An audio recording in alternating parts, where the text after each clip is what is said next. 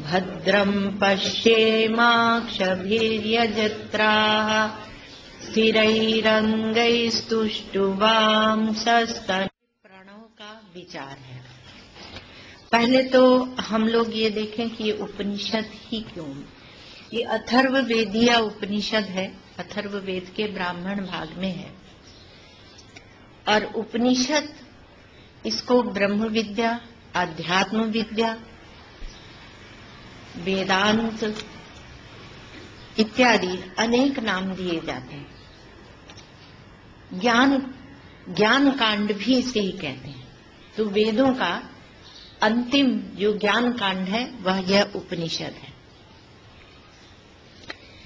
बहुत अच्छी बात है, आप जप करें, तप करें, आप कीर्तन करें, ध्यान करें, नृत्य करें, सब करें, सबको समेट रहे हैं, ध्यान तक समेट लिया। आप दान करें, हवन करें। हमारे भगवान शंकराचार्य बोलते हैं कुछ भी कर लो, स्पष्ट रूप से कहते हैं।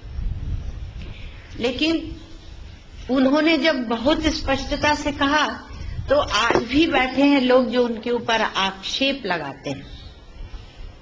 उन्होंने जब स्पष्टता से कहा कि ज्ञान के सिवा और कुछ नहीं होगा तो उनके ऊपर आक्षेप लगाने को खड़े हो गए।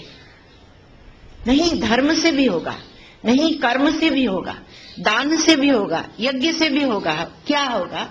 मोक्ष, मुक्ति मानो। तो कुछ इसके लिए ठीक है नहीं, तो कहा मुक्ति मानो, वो उसके लिए भी होगा, उससे भी होगा।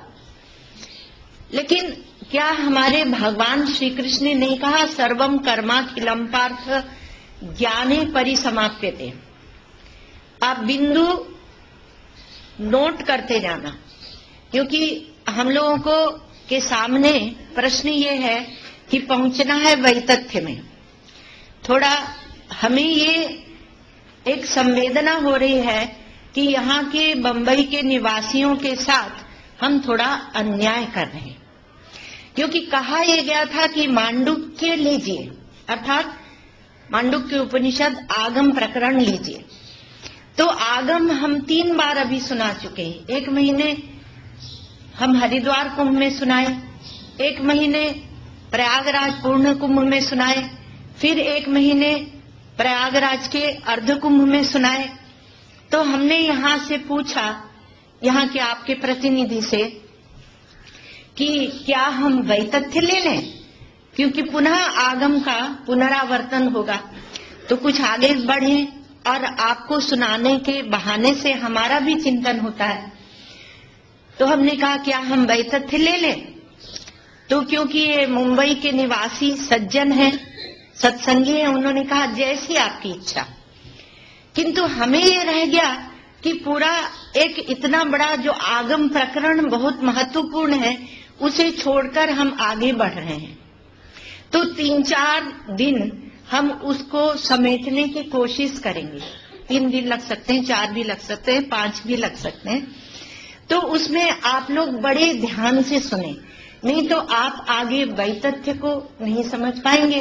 जिन्होंने कुंभ में सुना है उनका वो कहेंगे कि पुनः सुन रहे हैं, तो लेकिन ये ऐसा है ये आगम प्रकरण कि इसको आप 10 बार भी सुनिए तो भी ठीक है। ये बहुत सुंदर है, क्योंकि मुख्य उपनिषद उसी में है। जो उपनिषद है उसके 12 मंत्र हैं। एक मुक्ति को उपनिषद है हमारे यहाँ, उसमें भगवान श्री राम और हनुमान जी के प्रश्न उत्तर हैं। हमारे यहाँ सभी जो जितना वेदांत का उपनिषद का विचार चलता है, ब्रह्म विद्या का विचार चलता है, उसमें प्रश्नोत्तर चलते हैं। चाहे गीता में आप देखें, अर्जुन प्रश्न करता है और श्री कृष्ण भगवान अंतर्यामी परमात्मा वो उत्तर देने वाले।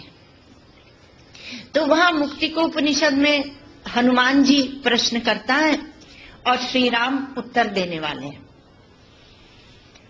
तो उन्होंने पूछा मुक्ति के प्रकार बताइए। तो भगवान श्री राम ने कहा 4 प्रकार की मुक्ति होती है। अच्छा, आप मुक्ति चाहते क्यों हैं? वो वहां नहीं है, यहां हम पूछ रहे हैं। तो कुछ किसी वस्तु से आप छूटना चाहते हैं तब आप मुक्ति चाहते हैं। और आप प्राप्त क्या करना चाहते हैं? कहा हम सुख प्राप्त करना चाहते हैं और दुखों से छूटना चाहते हैं, समन्वय करके आप ऐसे रख देते हैं एकत्र करके। तो आप कहते हैं कि हम दुखों से छूटना चाहते हैं और सुख प्राप्त करना चाहते हैं, तो कैसे प्राप्त करें?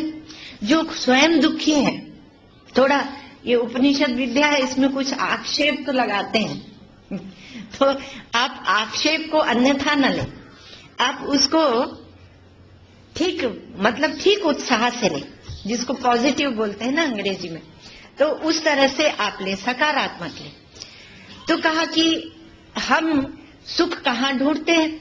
तो हमें जो अज्ञानियों ने, भ्रमितों ने, दुखियों ने जो मार्ग सिखा दिया है उसी में हम भाग रहे हैं, उन्हीं का अनुकरण कर रहे हैं। चाहे वो आपके माता पिता हो, आपके शिक्षक हो, आपके अध्यापक हो, आपके बड़े बुजुर्ग हो, जब उनको हम ले रहे हैं तो बाकी दूसरों को तो ले ही लेना। ये एक शैली होती है कि जब आप सर्वोत्कृष्ट, जब हम समाधि का निषेध करते हैं तो बाकी कर्म आदि का तो निषेध हो ही गया, फिर आप वहां पर अनाचार, दुराचार, व्यभिचार, इन प्रश्नों को मत लाइए, क्योंकि यहाँ आप ब्रह्म विद्या के श्रवण के लिए प्रस्तुत हुए हैं, तो वो सब तो पहले ही छूट गया।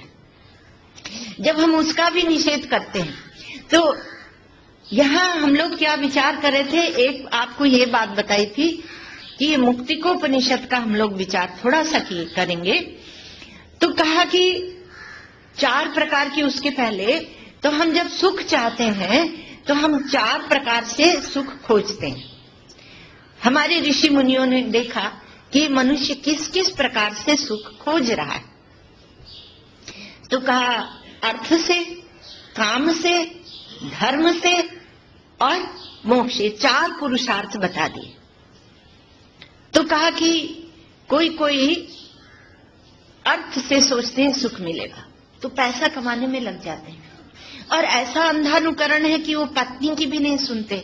पत्नी कहती है हमें थोड़ा समय दो, बच्चों को लेके कहीं घूमने जाएंगे, वो कहते समय नहीं, अभी दूसरी नई फैक्ट्री डाल रहा हूं और उसमें बहुत काम है। वो पागल की तरह लगे रहते हैं, है ना। तो इसको बोलते हैं अर्थ से सुख ढूंढने जाता है ये जीव।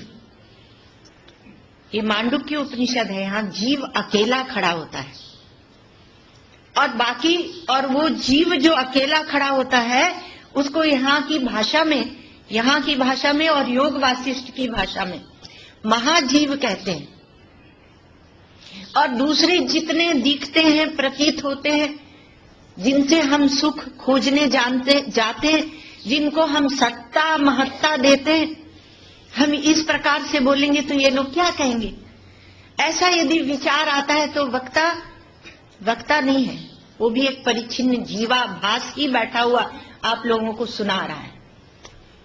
तो वो जीव से ज्ञान नहीं लेना चाहिए भला, जीव से, क्योंकि वो तो अभी आपको सुना रहे हैं कि वो तो खुद ही बेचारा भ्रमित है, दुख में भटक रहा है, जो स्वयं अज्ञान में भटक रहा है, भ्रमित है, आभासों में फंसा हुआ है, इसको उसको तृप्त कर रहा है, सुखी कर रहा है। वो ही आपको सिखा देता है। क्या सिखा देता है? बोलते पढ़ाई कर लो। हाँ महाराज, पढ़ाई कर लेते हैं।